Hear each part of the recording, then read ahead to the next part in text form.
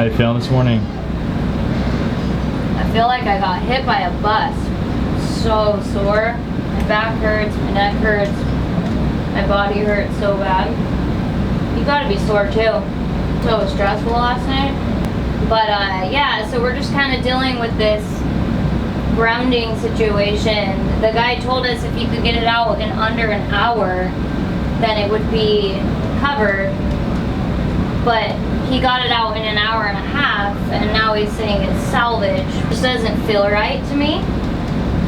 So there would be no incentive to ever get a boat out in under an hour if that were the case. I'm Brooke, and this is Brayden. We have 2 kids and 2 dogs, Rooney, Penn, Fraser, and Captain. At 75 tons and 55 feet long, our home is different.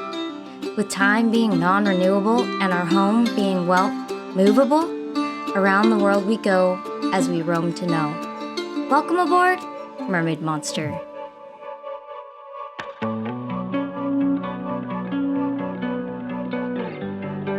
If you're super confused as to what we're talking about, then I highly suggest you watch the previous episode to catch up.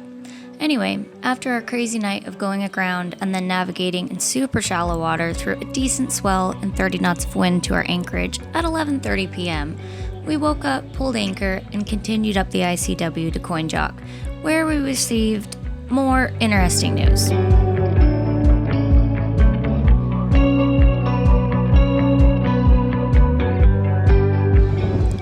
Coin Jock is a famous ICW stop. The marina is known for its cheap fuel and prime rib dinner at the restaurant. If you know, you know. And if you don't know, that's probably okay, especially if you're a vegetarian. It is a good spot, though. We hung out here for a few days because the bridges ahead of us were closed due to high water. Go figure. Well, it's always an adventure on a boat.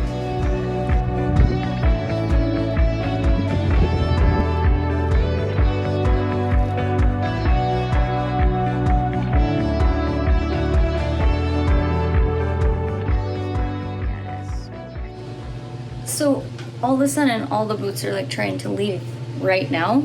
The bridges are closed, and they're gonna maybe test them at 12:30. But it's funny because it's like monkey see, monkey do. One boat leaves, and now all of them are leaving. But I just called the bridge guy, and he said that the bridge still might not open. The bridges are open.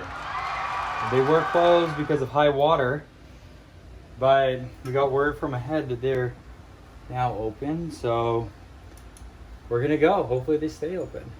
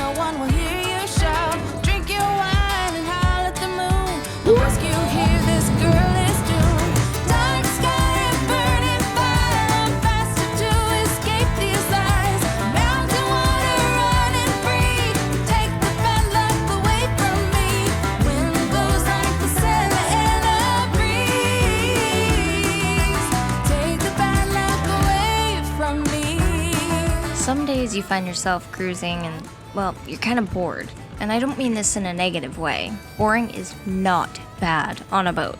Boring is unusual.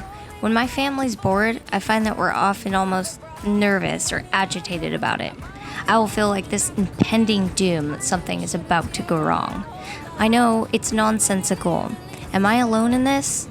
Do you ever think this feels too good? I'll take it though. You'll get burned, that story's old. Dark sky and burning fire, I'm faster to escape these lies. Mountain water running free, take the bad luck away from me. Wind blows like the sand in a breeze, take the bad luck away from me. This is like what we're dealing with. Like that is what we anchored in. It's like clay. Crazy. There's nowhere to go, do you think, Captain? You looking for logs? You looking for logs? You see any logs? Okay, so where are we right now? Honestly, I couldn't tell you.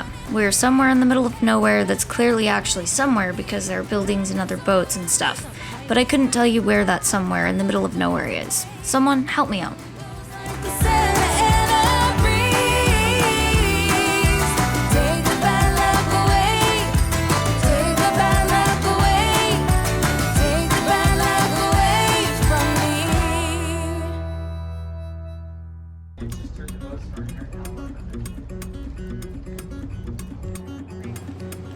Atlantic Yacht Basin is nestled here near the Great Bridge Lock in Virginia. AYB is known for their very inexpensive fuel, easy dockage, and kind service. I must say, they were in fact super nice people. AYB has indoor covered storage and is within walking distance to basic shopping amenities, such as grocery stores, pharmacy, bank, and restaurants.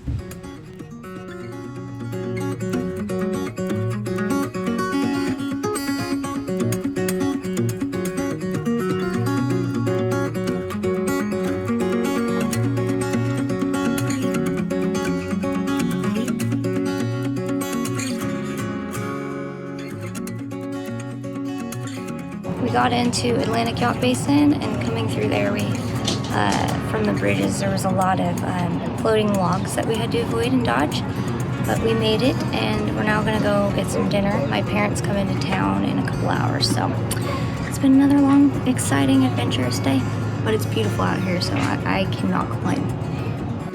There wasn't a whole lot to do around here, but us Palmers, we always find something to do. So we explored. Repairs. I think it's okay, but it's probably not the very safest place to be.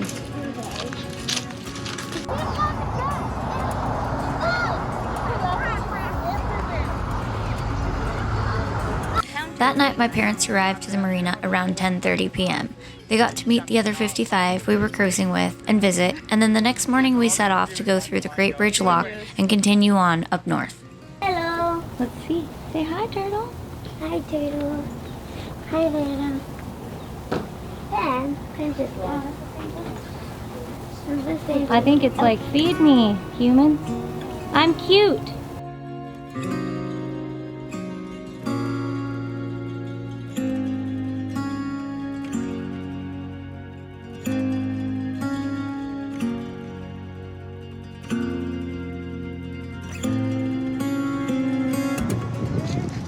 And rolling.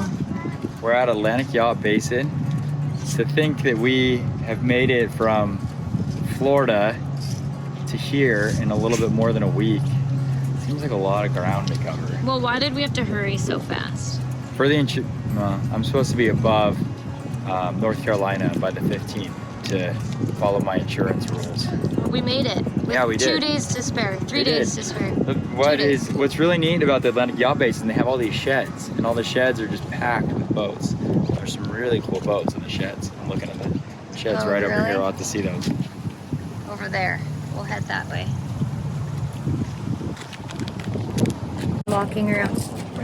So I talked to the owners of Sea Fox, and his name is Dennis Fox, and they commissioned, this will be their 6th Nordhavn. He gave me some excellent information, and he's just more like just a legend. Like, he's been around this community for a while, and he knows his stuff, and he knows his Nordhavns, and it was great hearing and his peace of mind telling me that we chose the right boat.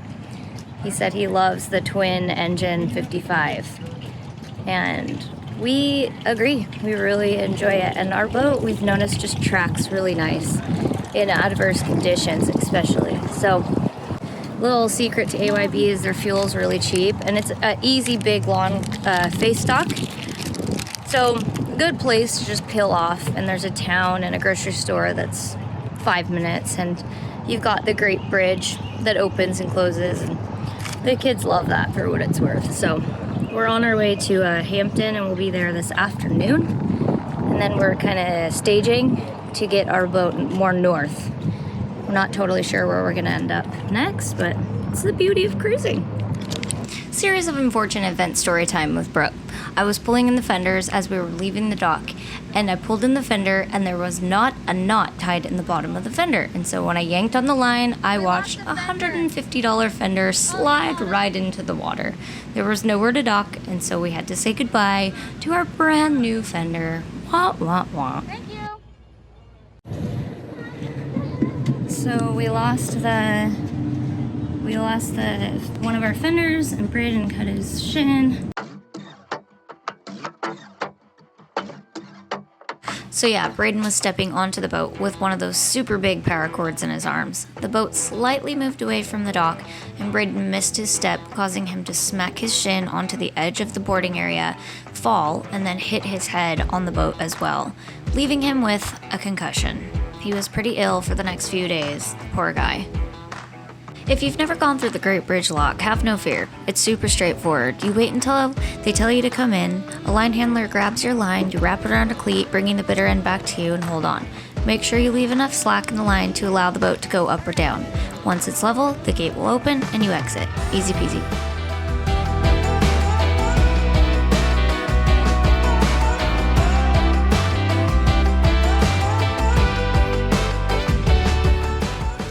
Once we got through the lock, we were pretty much through the most challenging part of the ICW. We had made it to Norfolk.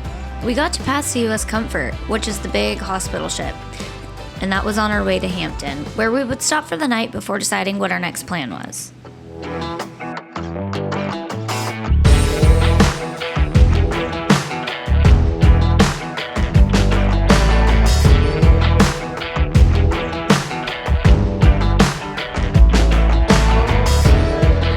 Minus the few mishaps that we had, we ultimately had a great day cruise up to Hampton. Once we arrived, we pulled into their long face dock, filled up with fuel, and then did what we do best, explore.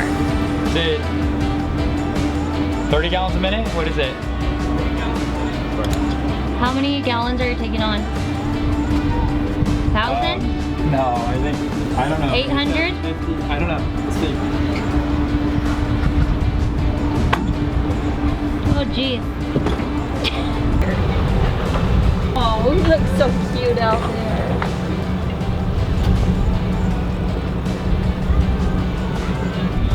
I'm a homeless person. She did all my dishes this morning for me. Yes, I'm the maid and the homeless person that jumped on the boat. Yeah, you look really homeless. As always, thank you for watching. If you like what you've seen, give us a like and subscribe. And don't forget to hit that notification bell. We'll see you all next week.